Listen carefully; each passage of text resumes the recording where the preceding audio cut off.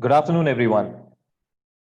My name is Sanjay Swami, and I'd like to welcome you to the MarTech Mandate by MarTech Vibe Middle East. Hope you are safe and well. Before I can introduce my fellow panelists today, I would like to share a few slides with you. I'm the co-founder of MarTech Vibe Middle East.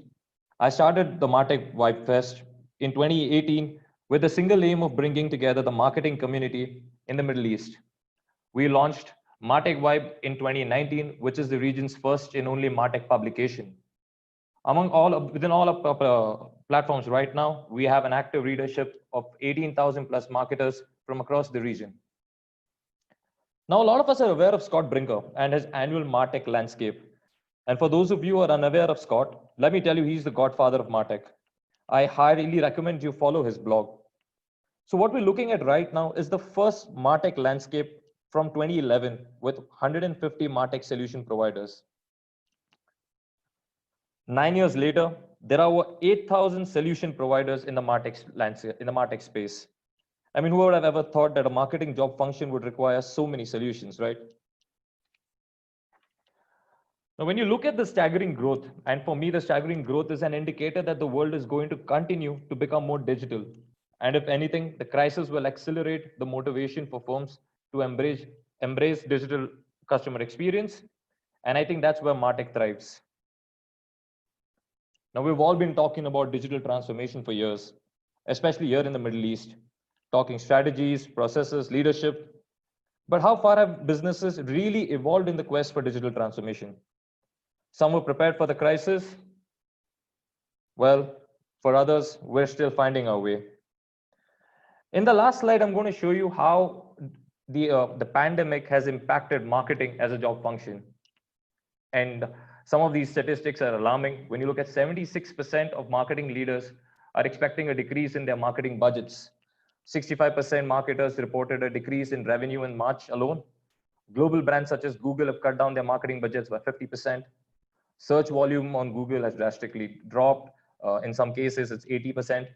And I think the only positive that I could find out from my research and statistics was, and it comes out of the GCC, was a report from IAB GCC Impact of COVID-19 report that said 59% of respondents suggested that they would increase performance media budgets. So as we prepare for a data-driven MarTech future, our webinar today will cover the crucial points that are mentioned on this slide. And with this, I would like to introduce the panelists for today. Let me start with Banali. Banali Malhotra, the Director of Marketing at RAKBANK. As the Director of Marketing at RAKBANK, Banali is responsible to grow RAKBANK's brand dominance and drive innovative marketing strategies. With over 20 years of experience across regions, she has successfully launched several campaigns and products that have earned many international accolades like the Summit International Creative Awards and Advertising Campaign of the Year Award by the Asian Banker. Under her leadership, RAKBANK has embarked on data-driven marketing to accelerate its digital maturity and growth. She's a regular contributor in the marketing press and has served on the juries of prestigious awards like FE's MENA, Festival of Media, and M&M Global. Her story has been showcased in the inspirational book, Break the Ceiling, Touch the Sky, by best-selling author Anthony A. Rose. Welcome to the panel, Banali. Next, we have Rahul Kohli, who's the Global Marketing Director for Digital Channels and Enablement at Express Money. Rahul is an agile and data-driven marketing professional with 15 years of experience driving digital growth and brand communications in branding, in banking, finance, and technology verticals, with a proven track record of improving brand visibility, increasing revenues, streamlining workflows, and enhancing team productivity for reputed business houses. Rahul has managed projects across Europe, the Middle East, Asia, working with cross-cultural teams across countries. He currently leads global digital marketing for Express Money, a leading global money transfer operator.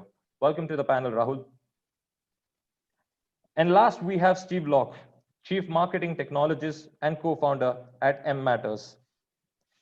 As a former global head of MarTech at The Economist, Steve led a storied content brand into a new era of growth and recognition with transformative tech ops strategy. His team affectionately refers to him as the plumber. His team received numerous awards for their enablement of smart use of data in acquisition and engagement, and in helping the team execute on their visions for the future.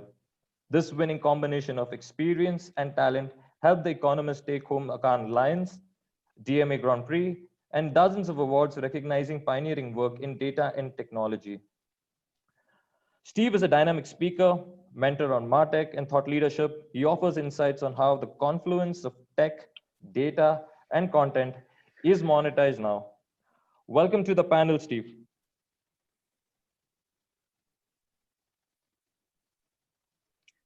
Thanks, Sanjay. Hello, Rahul, and hi, Steve.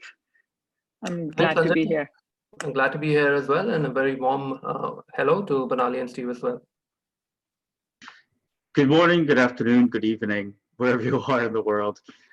Really a pleasure and honor to be here to speak to everyone today. Great. Thank you for being here, and supporting our MarTech mandate.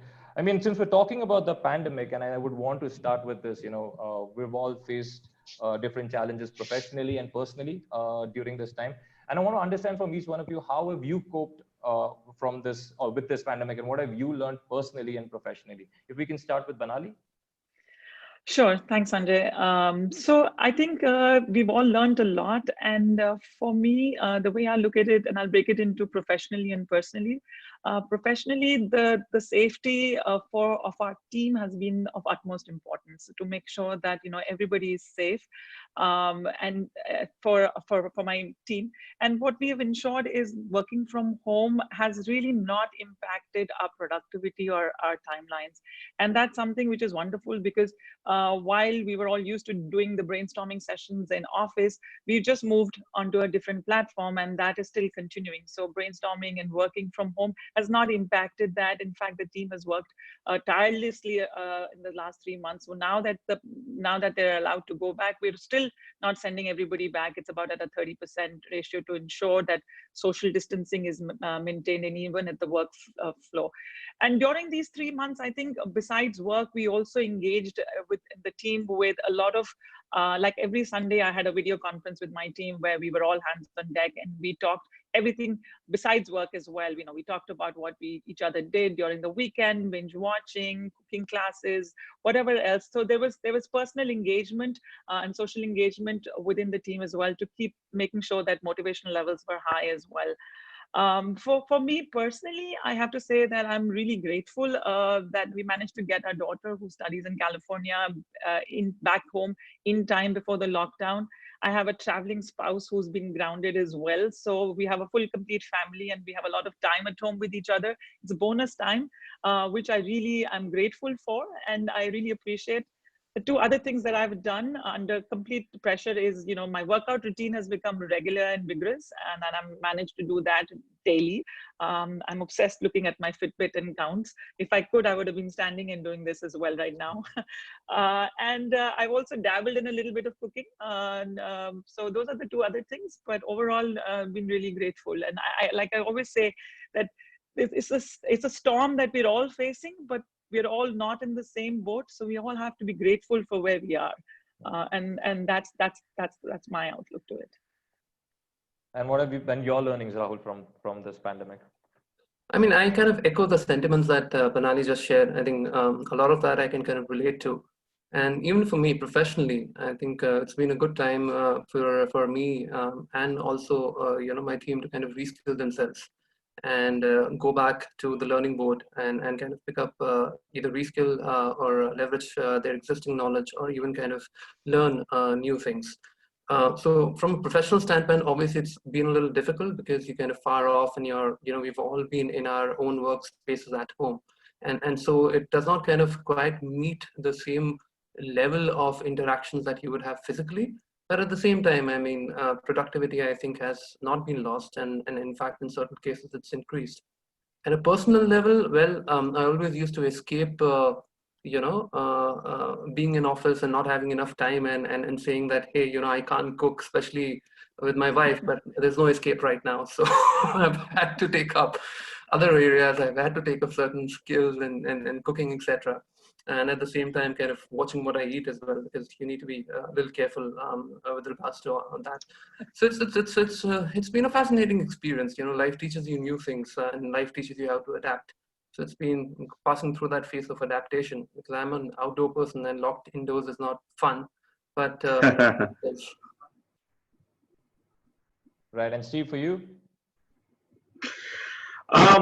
Well, I have a different perspective in that I made a very wise decision to start my own business, you know, shortly just before the pandemic. And so I had already been working from home for several months, and my business was, on a professional sense, has really rolled into the personal area, you know, already.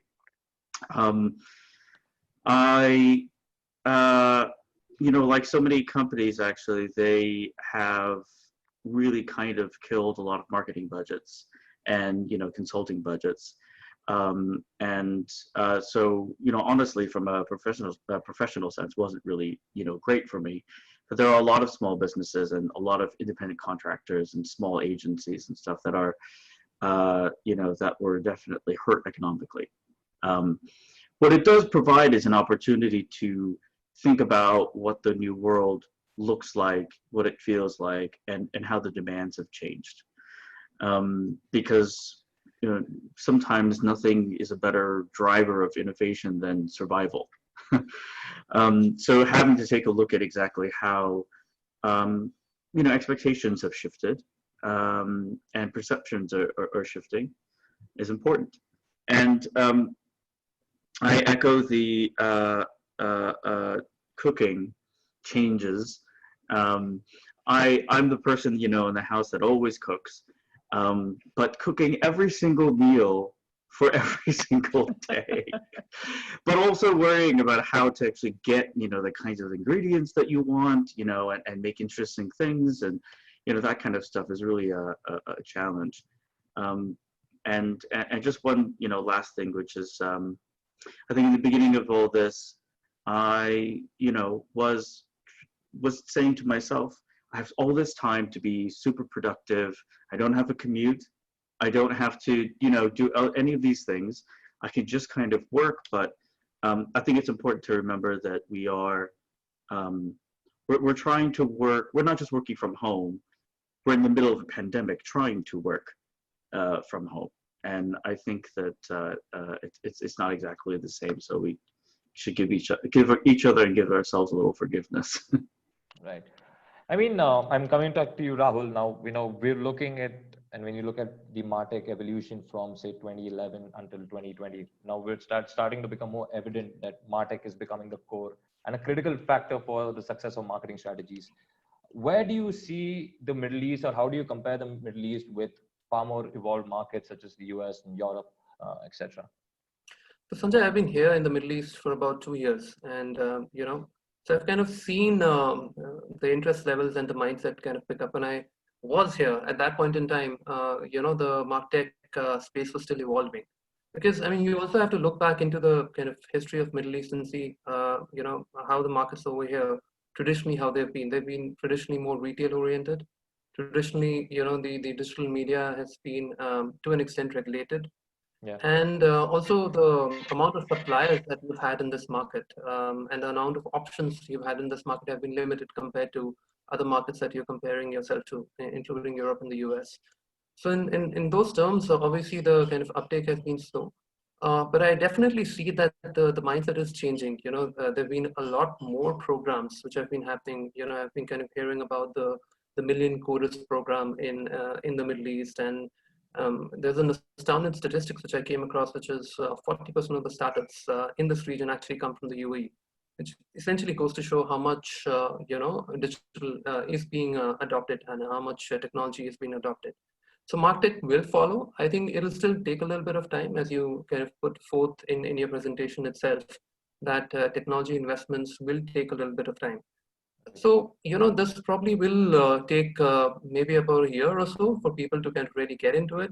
But this is the time when they can kind of really look at the data points and organizing the data points, and specifically working with MarTech vendors to see how they can prepare for this transition, when it kind of comes about, including, bringing all the data points together, cleansing the data points, putting it in proper structures.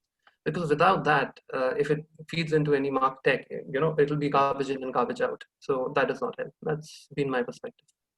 And Banali, what are your views on this? So Sanjay, the way I look at it is that brands have to constantly keep up with the growing demands of the customers, and customers are getting used to so much more everywhere else, and you just have to keep up, and that's the reality. Their customers are looking for more meaningful engagements with their brands and interactions. For bank, I mean, they're no longer looking at traditional challenge, channels of engagement.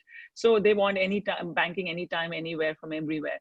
And that's the demand right now. So we see, if I was to break it into, what the customer's expectations are into three broad categories. One would be personalized experiences. While they're getting bombarded with marketing messages, they still crave for personalized messages which are coming to them for their specific preferences. We see their demand for instant gratification in this time, and this thing. Today's customer is impatient. He wants instant gratification, and they want frictionless journeys, seamless integration and interaction with whichever organization they talk to. So if these are the three demands, MarTech is required to solve and provide solutions. So it's not that you can ignore it. Yes, the adoption in this region versus what is probably happening in the West, and this is data that I have picked up, I've read, is that, it's about 30% of marketing budgets globally are towards MarTech, but in this region, it's about maybe 10 to 12%. So it started, I think the evolution started there. People have, realized the requirements, but adoption is only going to increase with this, with the mega event of the pandemic, for example. So that's where we are, I think. And even a CMO's role is now going to continuously change to more tech adoption as well. So that is another aspect I think that we need to keep in mind. So I think we are ready and has started, but a little bit longer way to go from where the Western world is. Right. And Steve, for you, you've worked in the US, you've worked in Europe as well, and you've built MarTech teams over there. What are the key learnings that you think marketers over here can pick from your experiences in these two regions? I think that you get the benefit, even though, as Banali was saying, there's still some time, and Rahul was, saying that also, you get the benefit of second starter or third starter status, where you have the ability to learn from the mistakes that have been, learned through already, in these regions. And, I've been in this space for probably 6-7 years at this point, and maybe 8 years. Time flies. And there are a number of companies and solutions, and even the ways of thinking about, process and how technology supports marketing, that is doesn't even exist anymore, because MarTech has already evolved, past that point. Digital marketing itself has evolved past that point, and really integrates so much of marketing technology into its very core practices to begin with. So while there are always pluses and minuses to this, but every region that picks up is really getting a jump on what's happening and going on in the West. Because now in the West, you've got the problem of mega companies and mega platforms that are very hard to ignore or sort of innovate outside of. But inside of a new region, you really have a lot of new energy, you have new dynamics, you have new culturalisms, you have new expectations that you can really build for, and you can start to take the best of the old, if we can call things of a few years old at this point, and really layer on exactly what what needs to happen, and what new we can bring to the industry. Right. Coming back to you, Banali, I mean, you in your last question, you mentioned frictionless journeys and personalized messages. Now, when you look at banking, you're dealing with a lot of real-time customer data and insights. And I'm more intrigued to understand how are you connecting data and creativity with using technology. So Sanjay, you're right. Banks have a lot of rich granular data, but most of it is usually in different silos. Yeah. So the first task is to bring it all so that you can get a single view of the customer, and that's the big challenge right now. And building a custom stack which gives us a single view of the customer, which has been the holy grail for all marketers, I'm sure. So using first-party data to then personalize messages to see better engagement, better precision targeting, and that's what helps us. So, for example, if a new to bank, I'll give you an example. If a new to bank customer was to come to our website and start filling an application form and drop off, for example, based on his intent, we can retarget him through our personalized messages and also use paid media to nudge him along to come back. And that would be interesting. That's an interesting way to do it. For an existing customer, if he was to go through that journey, we know so much more about him because customers know his needs and his wants, and we can custom offers to him in the medium that he likes. I'll give you an example. We did a rack foodie campaign a little while ago where we developed 4 different personas, foodie personas, and created 20 different creative messages across different platforms to address the same. The action was same to download the app to get the offers, but we could target different audiences through different personas and different messages. So that was ensuring that you had technology and creativity and adapting the messages to make sure that we got the results that we wanted. So it's working well for us now. Right, and coming to you, Rahul, and when you talk about the remittance industry, and it's constantly shifting, the demographics are constantly shifting. How are you managing and coping over the connecting data and creativity with technology? Sanjay, if I give you a context, the remittance industry traditionally has been, traditional. So 90% of the remittances are still emanating through offline channels, etc., and going to and have been in cash. But that's changed with the with the advent of COVID. You've seen digital basically explode as a channel for kind of sending money. Even if people are sending money traditionally, they're still searching online for solutions. They're still comparing brands. They're reading reviews, etc. So it's become very important for marketers to be agile and be relevant. Echoing some of the things which Panali was saying.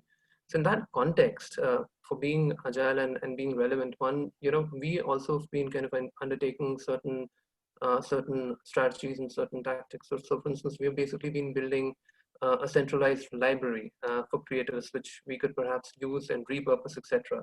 The campaign times, which were traditionally a little longer, which kind of ran into weeks, we've been trying to crunch those into days. At the time, I think we've been looking to adopt DCO. We've been looking to adopt dynamic campaigns. We've also been looking to adopt, because we operate across multiple markets, translation sometimes can become an issue for us. So looking at ways of automating translations, etc. So I think all these areas are areas that we've been trying to kind of work on to be relevant and drive and kind of put our money to good use. And at the same time, I cannot stress the importance of experimenting and testing.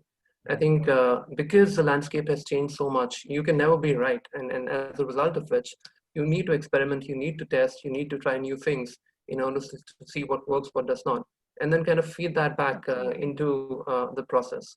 What we've also been trying to do is trying to drive certain offline integrations, because even if let's say a remittance the origination is on an offline store, those offline events, if they can kind of pass back at a server level, pass back, and we can automate media buying through that. And basically, we've been looking to kind of do that, and because that would essentially make our buying a lot more relevant, and we'd be able to drive better performance of it. Right. And Steve, tech obviously plays a very important role when we speak about real-time customer data insights, and like Banali rightly mentioned, getting the single view of the customer. Now, you've had the experience of working with CDPs to solve this problem, and if you could share some insights from your experience at The Economist, that would be great. Sure. I think one of the interesting things when we just look at the technology and solutions that exist now, and this kind of plays back to the last question, which was around sort of catching up and what that kind of difference is. we're sort of in the third or fourth generation of MarTech these days, the actual technology, itself. And one of the ways that things were successful at The Economist was, at the time, we had, because I was connected on the technology side to all the platforms that existed and what people were trying to solve, we started to really pick up the second generation of marketing technology. And that second generation, which has really led a lot of the conversation into what things look like now, was really around going past the data, right? And just kind of, when we talk about analytics, for example, when we move from analytics to actual insights, just not looking at, what something is, but why something is actually happening. And then we start to move into the sort of third generation with data science and AI, et cetera. And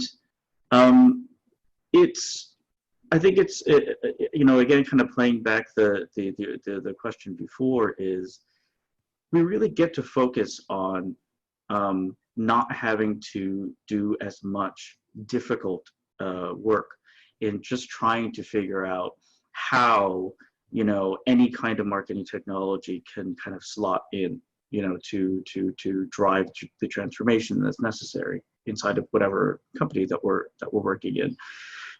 We have a benefit of hindsight at this point, where we can start to apply incredibly advanced things that simplify the entire process. And to Rahul's point, we absolutely need data to be data hygiene. We need data strategy around what we do, but we're so much better at knowing how to do that now, compared to a few years ago. So we can move on to more interesting questions these days, like, can I get something to automatically tell me which of my customers are about to churn? And that takes in context so many different pieces of data to be able to come up with those kinds of insights, that I think it makes it quite interesting to be in the marketing technology space, because it's much more of a real mix of the marketing side and the technology side, where it used to be really driven by the technology side. Right. And I think Rahul rightly mentioned in his previous question, where he spoke about how the MarTech landscape is continuously evolving, and you need to experiment and you need to try what works for you. And we know that one size fits all, the approach doesn't work when it comes to buying MarTech, because every business is unique in its own way. I'm just trying to understand, and we can start with you, Steve. How have you optimized your MarTech stack in your previous experiences to achieve better results?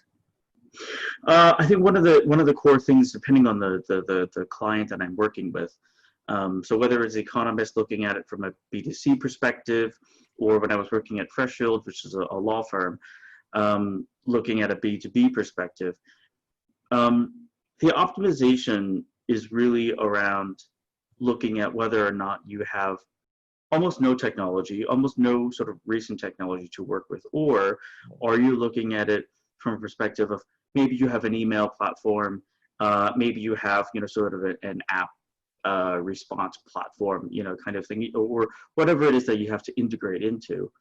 And looking at doing the important work of understanding where the revenue actually comes from, what the revenue engine is at the company that you're with. Because one of the big pieces of why MarTech as an industry and the practitioners are so powerful inside of it is to understand it from a marketing and business and revenue driving sense, and also understand it from how the technology services that. Because it's never just a technology problem. We all know technology doesn't solve the problem ever on its own. And there are too many people that think, oh, I'll just get this platform and it'll fix my retention problems overnight.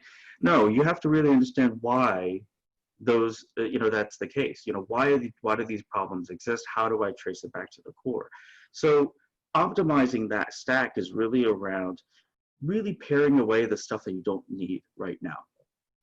It takes long enough to bring on one platform, to get the training done, to get people used to the new practices, the new processes, to shift internal culture, not to mention, change management that's necessary, which is absolutely enormous. I'm sorry, at a bank, it would be absolutely huge.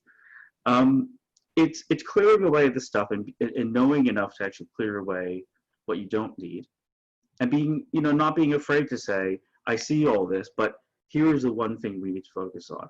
We are let's say, an email-driven, business. Let's focus on looking at the stack from the email perspective first, with a vision for what comes after, or whatever it is. Maybe you're app-driven, maybe you're subscriptions-driven through texts and stuff. It's so different for every business.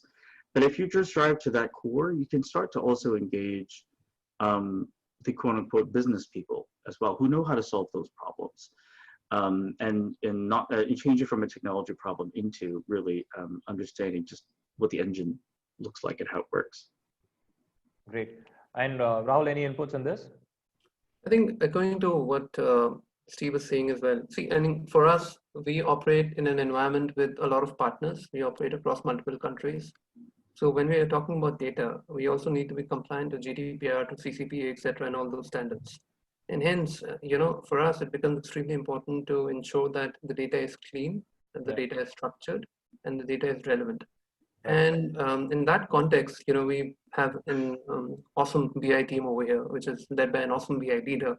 So I think we kind of, at that space where we're first trying to kind of really look at the data from different angles and see that, it's kind of fits in to the right kind of categories so that we can kind of make sense out of it. And with them, we've been using data visualization techniques to try to understand that data better. We've been using them to analyze that data better and feed it, not necessarily into, let's say, the stack right now, but just to kind of understand, the customer segments better and kind of put them into certain buckets and then kind of personalize the communications around that.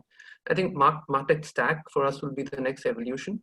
And that's basically in process at this point in time, and we're kind of certainly kind of starting to leverage some of that. But at this stage, we are more about really kind of looking at all those disparate data points, looking at all the disparate systems, bringing all together. And I think we've kind of been doing a fairly good job of doing that. And the fact of the matter is that we've also been blessed by leadership which believes in that, which supports that, etc. So I think that is very important, very, very important in making this work. Right. And Banali? So I'll just add a little bit to it. For this, the strategy that we have used is best of breed to best in class at RAKBANK. So we have used this model, works well for us. So we've we've used partners for each different function, like Steve said, different for emails and different for our website and for first party data. So that's the model that we've used. It leads in class solutions. And that's the model that we are working, but it always comes with a double-edged sword, because you have to ensure that all these stacks then talk to each other and they're compatible and there's seamless integration. So it's not always this thing. So while the strategy is there, but you need to ensure that but you have to be able to leverage all three. So that's where our MarTech adoption has gone in. And one thing we also really need to keep in mind is, while personalization is key and hyper personalization is the way to go right now, there's also it's also a double-edged sword. So you need to ensure that while the aim is to delight, to get to a delight moment, but you also need to ensure that you're not creeping out customers by invading privacy.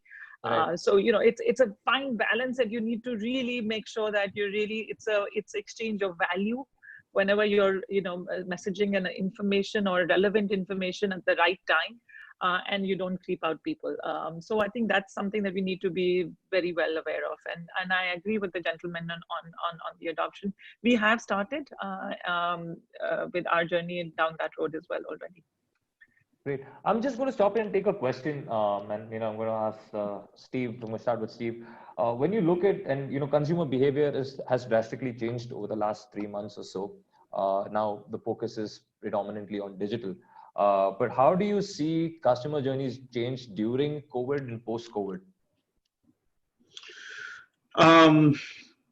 Well, I think if we're talking about it from a perspective of, well, I mean, I'm going back to sort of thinking about what the business is itself. Some of them I think most businesses have been in some sort of form of, working with digital in some way, some quite early, some quite advanced. And that changes, I think, how you respond to, or how you can respond to consumers, simply demanding different things. I think if we're looking at, for example, I live in London, I'm from the States, but here, during what was going on, grocery delivery services, done online were completely inundated. And that was a sort of a regular supply chain for me, right, in my house and what I, depended on. And I couldn't even go to Amazon and get anything, any kind of slots for 2 or 3 weeks. And that changed my behavior in a way that actually took me from online to offline rather than offline to online. Because I'm sure a lot of us can talk about, what changes in terms of moving behavior online. But what is important to look at is how behavior changes all the time, right? Whether it's a pandemic, whether it's a new baby in the family, whatever it is, that the dynamics and how people and what people want to do, what they want to buy, how much money they have to spend on things changes on a regular basis. So if there's something to actually learn from, the incredible global nature and all-encompassing nature of the pandemic shifting, is how can this actually teach you as a marketer, as a leader inside of the company that you're working in, how to actually prepare for shifting behaviors, whether they're big or small. We have the benefit of actually learning a little bit of this, is that this is behavior that had to change for everyone, period. When was the last time anything like that happened, globally, that forced everyone to behave or change their behavior in a very similar way? But it can mask also the very, simple everyday things that happen, as families change, as people change, people move.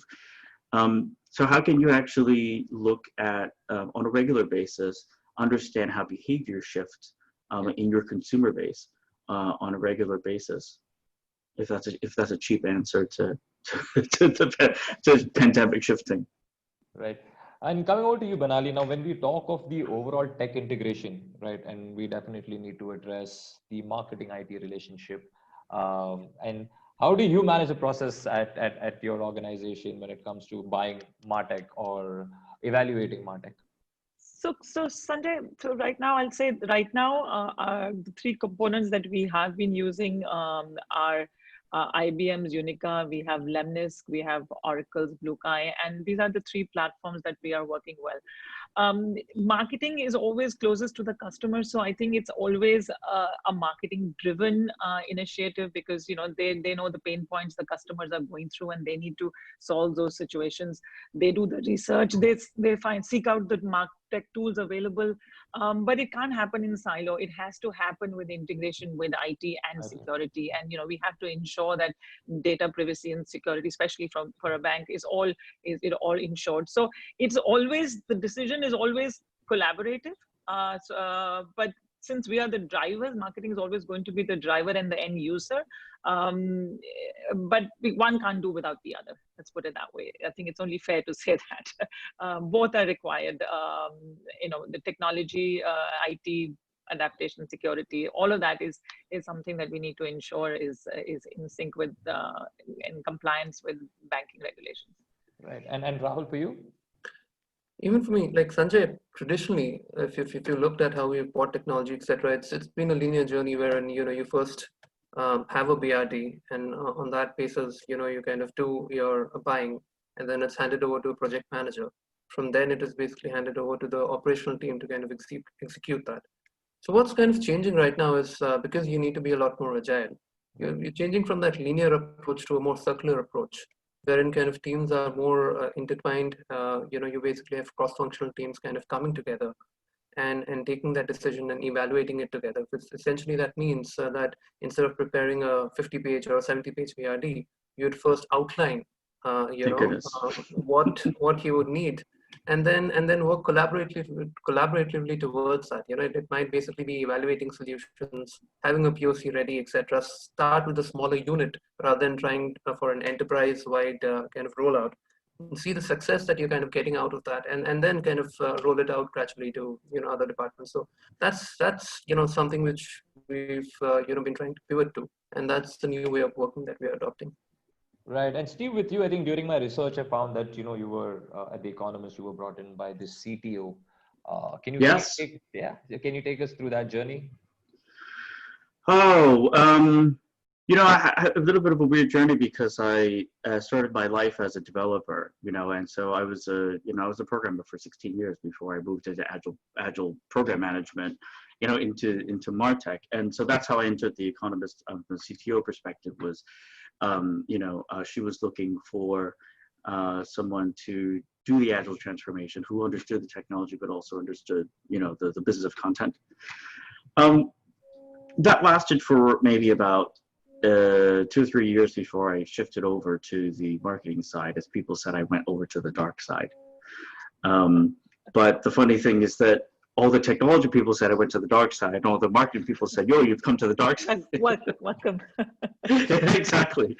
But I think what was interesting, and I feel very, very grateful and lucky about it, is that when I went in, I happened to be in the right place in the right time for, and this is about 2012 or 2013, where there was a real transition just in the beginning where, things like tags and pixels, were some of the initial things that were showing up, right? And agencies were asking for these things. And if you can imagine, Instagram wasn't even a thing yet. And during that time, we had a little bit of a traditional marketing team who, through no fault of theirs, had no idea what these things were, right? They were being asked essentially technology questions and things to solve, in that perspective. So as the senior person on the team, I took them as my major stakeholder to be able to really shuttle the work and organize it from working on a project management side of things and managing a technology team. And through that process, actually, I started to understand the gaps that existed in what was a very high-performing marketing team and a high-performing technology team. And to Banali's point, you really need both. But sometimes we are still kind of starved for people who really sit kind of in the middle, who can understand both sides of things. Right. And this is not a surprise to anyone, right? To say that the personalities that marketing draws and the personality that core IT or technology draws are just different. The way we think is different, and the sort of the breadth and depth of knowledge, et cetera, is interesting to look at. And that's how I moved into creating what was the first marketing technology team that was there, was identifying a need internally. So I think that any company, can really kind of do this. And to Rahul's point, you start small, right? You look at a set of problems that can be solved, that how to solve, where you can help a team or a sub-team or a cross-functional team to be able to do something, and pull some allies in, from different areas. Utilize, the people that you do know and have relationships. Because I always believe that people want to solve problems. Now, they want to be useful. They want to be impactful. And so if you can identify just a small area that you can be impactful, you can really start to build what looks like, the beginnings of a MarTech team, by really looking at bringing revenue driving functions and technology and solutions driving functions together, and just solving a small thing. Because once you make a small win, then you have a foot to stand on, right? Otherwise you're just another person asking for budget to spend on stuff that people don't, really know what they're going to get from. So, right. We have a great question over here, Banali, since you mentioned collecting first-party data in your previous answers, and we have a question here which says, which people want to know is, how are brands going cookieless in the future? What can marketers do to collect first-party data? So we're already riding the wave of the first party data, and I think we were one of the first banks to start this, even before, so to say, the cookie started to crumble. You know, we invested in Lemnisk, which is a CDP platform to collect first party data. This was way back 2 years ago already, to be able to, you know, do more precision based targeting to our base, and also to drive media efficiencies. We are the first ones in the region, I think, if I may, to have our in-house DMP platform as well from Oracle, Bluekai, which has been integrated. So with these two platforms in this combo of CDP and DMP, I think we are well placed to leverage all first-party data to be able to you know, to be able to give targeted messaging across our own websites and through campaigns. I think we are well within moving that needle really fast. And then they both have to talk to each other, and that's something that we are managing to see, that both platforms are also well integrated as well. Right. And Rahul, at your end? I think, Sanjay, we need to understand why is first-party data important in context of the cookie, you know, crumbling.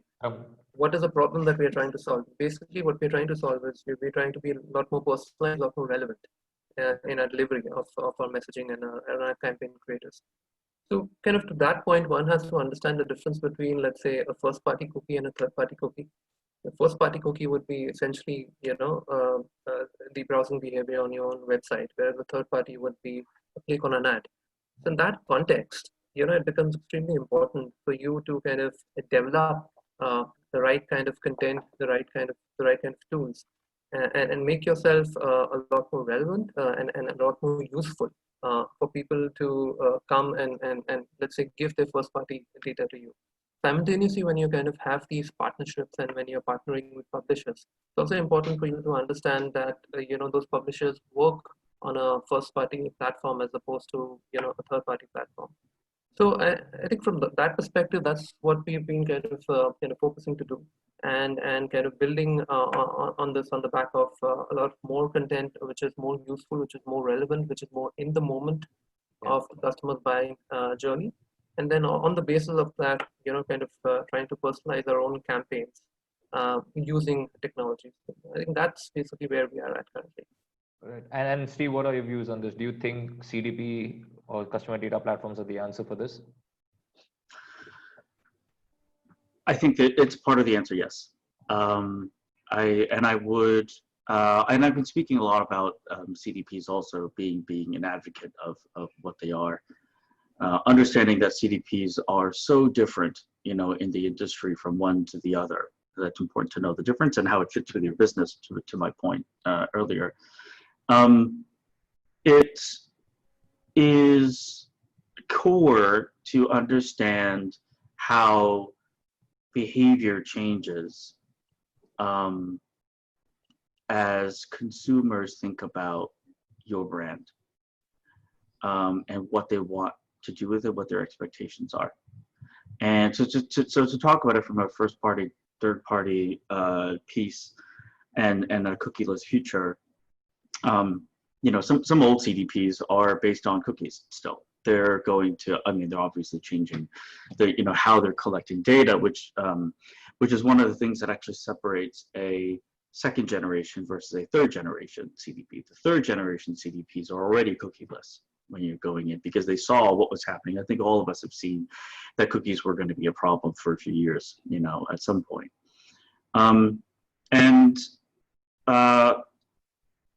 Because we are also in that arena where there are privacy standards and regulations to really work with, which are only going to get stronger, right? You know, country to country, region to region, it's only something that's going to get stronger over time. So the important thing is when we look at something like moving away from cookies, is that we're moving away from things that have no ownership. We're moving away from things that are essentially have been a free-for-all in terms of collecting data. So brands now have to be very, very specific around building a relationship with their customers and their potential customers when we're asking for something that is valuable, Right. you know, which is their data or a right to contact them. And I mean, and I'm not sure if we've covered this anywhere, but there also is now zero-party data, and which is a really interesting area. It's not new, right? It's been around. I think that people will start talking about it more. I should do a big reveal for this. You know, zero-party data is the difference between zero and the first-party data is that the zero-party data is actually data that you specifically ask people for, right? That's like saying, give us this so that we can market to you, so that we can do that. Because what it does, it also, it goes beyond consent and it goes into desire, so that the expectations are very clear that, you know, that if somebody is going to get some kind of communications from you, they want it. They've asked for it. They've, you know, it's more than just, you know, consent to, do you mind if I do this? It's actually, do you want me to do this? And it changes the very nature of what you can start to ask consumers for, ask consumers about. You can start to really look at what loyalty looks like versus just capturing things on a form, which is really super valuable first-party data. But it's almost like when we're thinking about first and third, which has really dominated our conversation, we shift one gear over into 0 and 1. So 1 is the gold standard, right? I mean, that's the real gold standard now. We're going to be shifting there. A lot of companies and folks who I think are going to really win into the future are thinking about what zero-party actually means and how some of those practices actually might be different. And I think that kind of goes to my point of, you know, when all of this started, right, and the early kind of platforms and practices inside of MarTech being dominated in the West, there was only third-party data. Nobody else cared about anything else. First-party was a luxury. Now we're in this place where you can skip all the mistakes, right, of trying to build third-party ecosystems when you should be building first-party ecosystems and trying to get the zero piece, because that's, if there's a gold, then that's a platinum, you know, as to what that looks like. Wow, great. That was an amazing answer, Steve. Thanks. Wow. So, you know, we've been getting in a lot of questions. Unfortunately, we're running out of time. We have 7 minutes to go. And I think we can take one last question. And it's got to do a lot with data-driven cultures and building a data-driven marketing team. So if you can just summarize, you know, let's start with Banali. What does it take to really build a true data-driven culture within your team? So I'll try and be fast, Sanjay. So, you know, we've always been hearing that content is king over the years. And now my response now is that, you know, content is king, but data is queen, and the two should marry. And that's the way that, you know, the journeys will become more meaningful for everybody. So we have invested in our team to ensure that we have data specialists. We have a governance which we ensure that there is KPIs, there monitoring, rigorous reporting, there's dashboards to make sure. We've also coined one more term from ROI to ROD, which is return on data. We've showed, you know, results to businesses to see how important data is. So we are really now behaving very data obsessed in our teams. And we also work very closely with our partners, with our media agencies, with Oracle, Lemnisk, InMobi, and we ensure that there is a marry of also MarTech and AdTech to ensure that everybody is using all the technology available to us. And we're also you know, doing enough training and workshops to make sure that the team is upskilled constantly as well. I hope I've answered your question. Yeah, and Rahul? I think just to add to what Manali was saying, I think it's extremely important to also have executive sponsorship for this, because without you know, a top-down approach, teams in isolation in itself would not be able to drive a data culture within the organization. So I think executive sponsorship becomes extremely important. Departmental heads kind of need to be aligned with that. And you know, at the same time, it also kind of becomes important to kind of enable your teams. I think Banali made this point about training and enablement, etc., and having frameworks and processes in place to do that. I'll give a very simple example. Right? For instance, if you're doing a campaign and if the stakeholders it can be one specific country which wants to do a specific campaign. It can be as simple as having, let's say, a framework in place, and also having a kind of a briefing template in place which answers the why of that campaign extremely well. And I think and that is extremely important, along with constant education, constant training, to be able to kind of drive this mindset change within the company, along with the executive sponsorship. Right. And Steve, I mean, I'm going to ask you to summarize this in one sentence. How would you do it? Let's make this fun. Not because we're running out of time. Start small, but think big. Right. Legislating from the top is important. Joining teams is super important. But ultimately, if you are a person who is interested in this, and you feel that you have value to contribute, and that you can solve some problems that exist, don't try to bite off the entire problem at once, right? Look at something that's small, something that you can do, something that you can move the dial on, but have a vision for the future for how you're going to grow that and really change the org. Great. So guys, can I just add a point, Sanjay? I just wanted to what Steve just said. I think before being data driven, you need to be purpose driven. I think you need to connect the two. I think that's extremely important. Sure. You need to care, right? You need to care. You need to care how that might change and what that might mean. Absolutely right. Absolutely agree. Right. So we have a lot more questions over here, and unfortunately we're running out of time. I don't want the session to end abruptly. So what we're going to do is we're going to take all these questions. We're going to try and answer them through a written interview, which will be published on MarTech Web. I think we can do that, panelists. Sure. Yeah. Sure. So your questions will be answered. We will shoot out an email to all of you, especially to the ones who've asked questions that we've not got answers to that. But all in all, thank you so much, guys, for making this first MarTech Mandate a successful one. It was great insights, great conversations. Thank you so much for joining us today. Thank you, Sanjay. Thank you for having us. Thank you, everyone. Yeah. Thank you for joining Thanks us. so much. And have a great week ahead, guys. Thank you. Stay safe, everybody. Thank you. Bye. Thank you. Thank you. Bye-bye.